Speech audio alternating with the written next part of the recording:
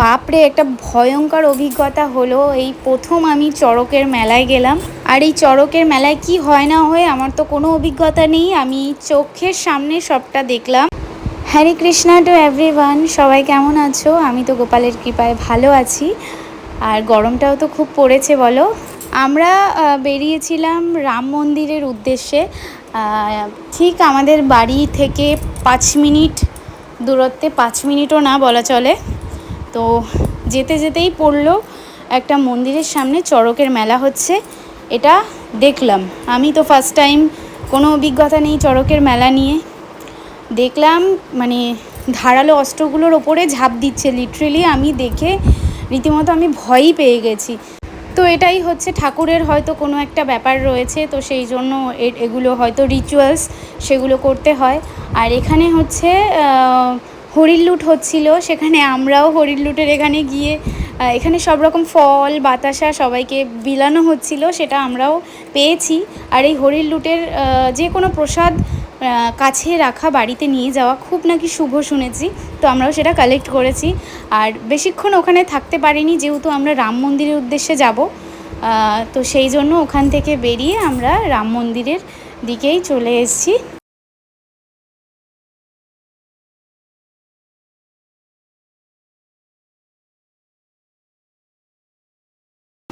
মানে আমার শ্বশুরবাড়ি থেকে 5 মিনিটও লাগে না এই মন্দিরটা পড়ে।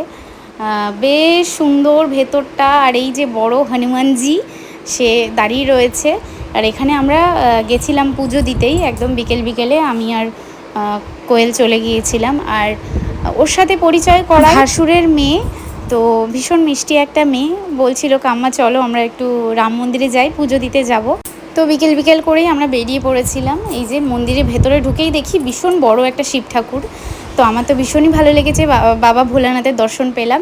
আর এই যে মন্দিরের ভেতরটা যে কি সুন্দর করে সাজিয়েছে, আমার তো দারুণ লেগেছে মন্দিরের ভেতরটা। আমি আরও একবার আসব।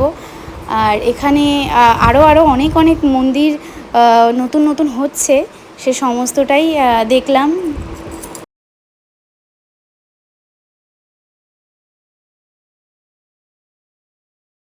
বাইরেও নাকি এরকম একটা মুখোশ করা রয়েছে, যেখান থেকে এন্ট্রি গেট।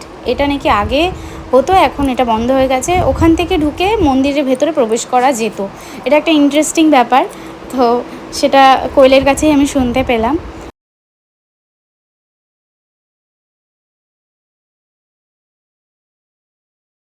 আমরা ওখান থেকে পুজো টুজো দিয়ে হনুমানজির দর্শন পেয়ে আমরা বেরিয়ে পড়েছি আরও একটা লোকেশনে যাব বলে। তো আমি তো এখানে খুব একটা সব কিছু চিনি না, আস্তে আস্তে চিনতে টাইম লাগবে। তো আমাদের একটু চায়ের আড্ডা চলছিল এখানে। তো চাটা খেয়ে আমরা আবার বেরিয়ে পড়েছি আরও একটা লোকেশনে। যেতে যেতেই দেখতেই পাবে।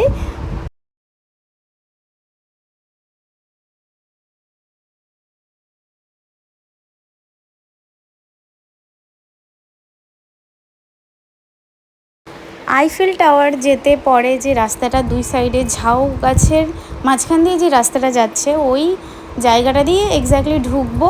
জায়গাটা ভীষণ ভালো লাগে। তো ওখান থেকে ঢুকতে দিল না আমাদের। তো তারপরে আমাদের মাথায় তো কাজ করছিল না, আমরা তো পুরো তার কাটা হয়ে গেছিলাম যে আমরা তো যাবই, যেই ছাড়বো কি যে করে হোক আমরা যাব, এরকম একটা মাথার মধ্যে ঢুকে রয়েছে। গাইস, আমরা সাহসের একদম শেষ পর্যায়ে পৌঁছে গেছি। আমাদেরকে ওই দিকে ঢুকতে দেয়নি, তো কি হয়েছে, আমরা একটা কাকুর কাছ থেকে শুনলাম সার্ভিস রোডতে যেতে হবে, আর আমরা যাবোই আইফেল টাওয়ার, যেই ছাড়বো আজকে। আমরা ঢুকে গেছি, কেউ আটকাতে পারবে না, কোনো পুলিশ মামা আজকে আটকাতে পারবে না। শুধু কাকা যদি দেখে ভিডিও, শুধু ভাববে এদের ভীষণ সাহস। হ্যাঁ, এটাই সত্যি যে ওদিন কারা জানো আমরা সাহসের বড়ি খেয়ে বাড়ি থেকে বেরিয়েছি, এরকম একটা ব্যাপার। যাই হোক, মাথার মধ্যে তো চেপেছে আমাদের যেতেই হবে। তো আমরা কিন্তু গন্তব্যের দিকে আস্তে আস্তে পৌঁছাচ্ছিলাম, এটাই।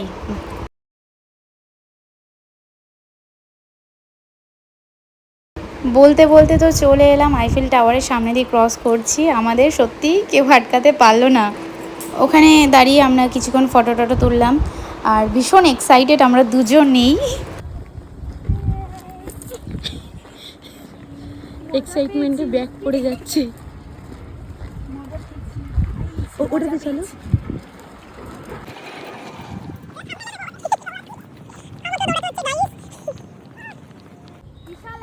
স্বাধীনতা পেয়ে গেলাম আমি।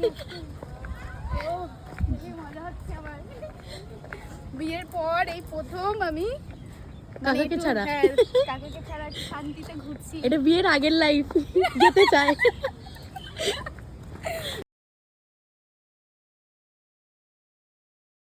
গাইস আমাকে দুটো সিকিউরিটি গার্ড আটকে দিয়েছে ওর মুখে, ঠিক আছে, আমাকে বলেছে যেতে দেবে না, হ্যাঁ কিন্তু আমাকে ব্যাক সাপোর্ট দিয়েছে আমার কাম্মা, ঠিক আছে, যে চলো। আমি সার্ভিস রোড দিয়ে এসে ওখানটাতে আমি গাড়ি রাখিনি, কারণ আমার পকেটে টাকা নেই, আমি জঙ্গলে ঢুকে দিয়েছি, টাকাই লাগবে না, জিন্দগি দেখো হাওয়া খাও আর এদিকে গাড়ি সব। তো আজকের মতো ভিডিওটা এখানেই শেষ করছি, দেখা হবে নেক্সট ভিডিও, টাটা।